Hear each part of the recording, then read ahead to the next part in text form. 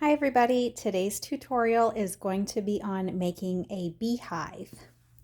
We are using a peat pot. I'm using the 3-inch pots. And I am using 4-ply jute cord. I've already started applying the twine. You can see right here is where I started, and I just added about 2 inches of glue at a time right directly to the pot. It's a great color. It's going to, not show anything through if your twine doesn't match up, or if there's, some holes showing. You're not going to even notice it because of the cardboard color of the pot. So now I'm just coming up along the top of it, still gluing to the pot as you come along. Although most of this will get covered with flowers, so don't worry about it if it's not complete coverage. You also could add a hanger in at this time before you completely cover it. You could cut a small piece, glue that down, and then finish it off. But I found that the last one I made, I just ended up covering the loop that I made because I added so many flowers, and I like the look of that. So I'm going to continue and just not put the loop in. But I am going to go ahead and finish off the top swirl. Then you can kind of have a look at your beehive and decide what side looks the best to be your front. That's where you're going to put the hole.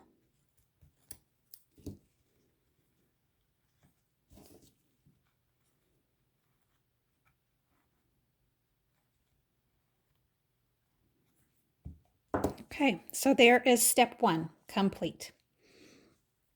And I'm just going to take a second to look. That front side looks fine to me. So I'm going to start with some previously dyed wooden flowers and some natural ones. I'm going to just use this boxwood pick from Walmart, and your greenery is going to just be fine. You want something kind of with a smaller leaf to complement the small size of this arrangement. I'm going to start with a bigger leaf in the back, and I'm going to angle it. So I'm really not seeing the face of this flower from the front, but I will see the color of it. And we want it to look good from all directions. That way this could be a centerpiece. You don't want to put this outside or on a kitchen counter by the sink that might come in contact with standing water, just because the inside of this is biodegradable, and also you don't want to get your flowers soaking wet.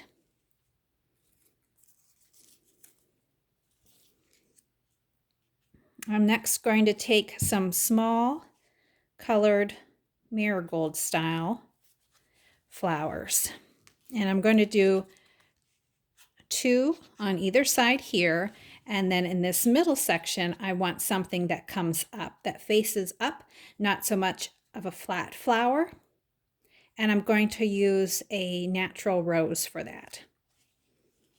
I'm choosing some really bright colors today. This would be really cute in your dining room or kitchen if you have any of the Pioneer Woman dishes and things like that. These are really bright colors to complement, but just also fun for spring.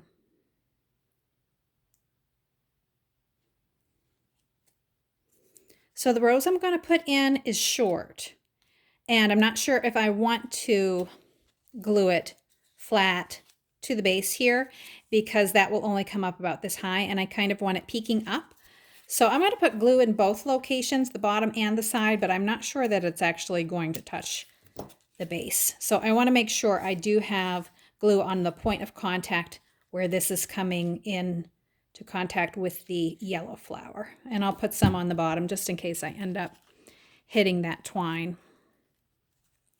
So I'm looking at the height and I'm pressing it down. And I think the only place it will be hitting is the flower, and it will stay just fine.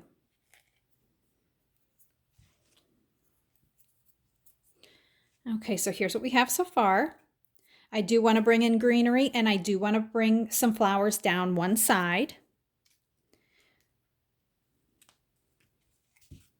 So you can decide to do your greenery as you go. You can do it last. Sometimes I'll lay it down if I want it to kind of be coming out. Actually, that glue was still wet that was between these two, so I can feel that that has secured, and that's fine right there. I don't see any gaps as I'm going around. If I do find a gap, then that's another good place to put a little piece of greenery. And because of the style of this boxwood greenery, if I don't want a whole stem, I can reuse this stem and cut it in a few different pieces. And then it's a more manageable size for this arrangement. Just a little glue on the stem and I can pop it right in. I want to bring a red one down here, and then I want to use one of these natural ones that have some of the bark and bring in a little bit more greenery. And then we're going to work on the hole for the bee.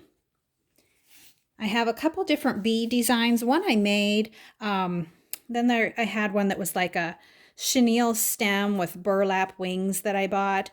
Today I'm going to work with little tiny wooden bees actually that I got on Amazon. I got a package of 100 bees for about $7. They came kind of like a sticker, a foam sticker on the back. So I just easily removed that with my fingernail. I don't want to use the sticker. I want to have a flat surface and use hot glue.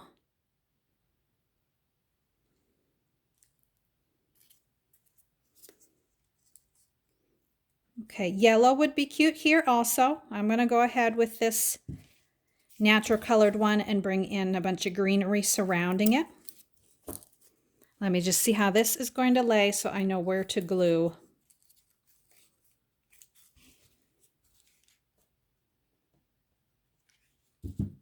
This is just such a fun project that really anybody can do. And when you make them small like this, you can find a place in your decor to fit it.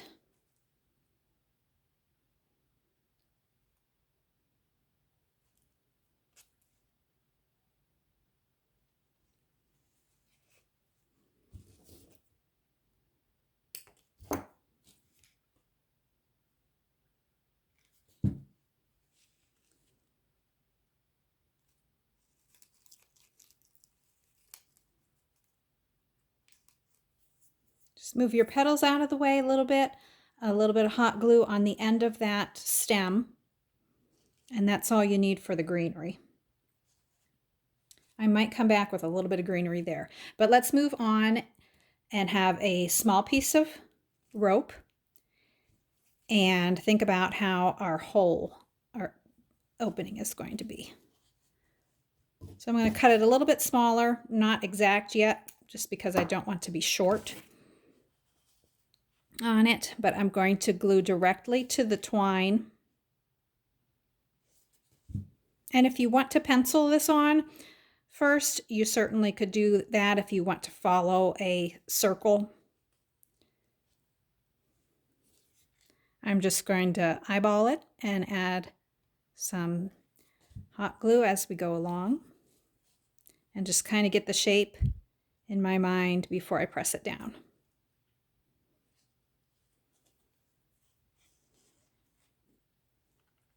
Then we're going to need to fill in the hole to make it kind of stand out as a hole with a dark color.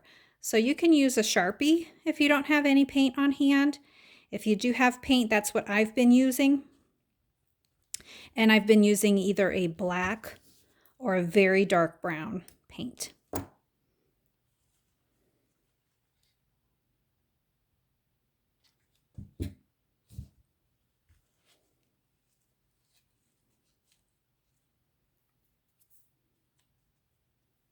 Okay, so there's going to be the hole for our bee. Here is our little accent bee, so it's a tiny one. I could put a couple on here if I wanted to, but I'm just going to put one, and I'm going to put him opposite the way, on the opposite side of the flower cascade, so that I have a little bit of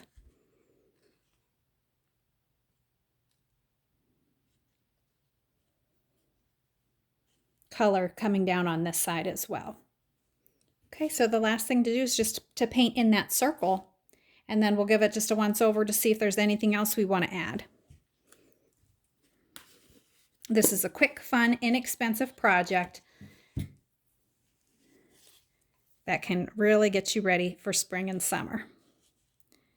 So I'm just using the outline of my circle hole to stay within. I'm not really painting that piece that we put on. I'm just using it as a guide to stay within.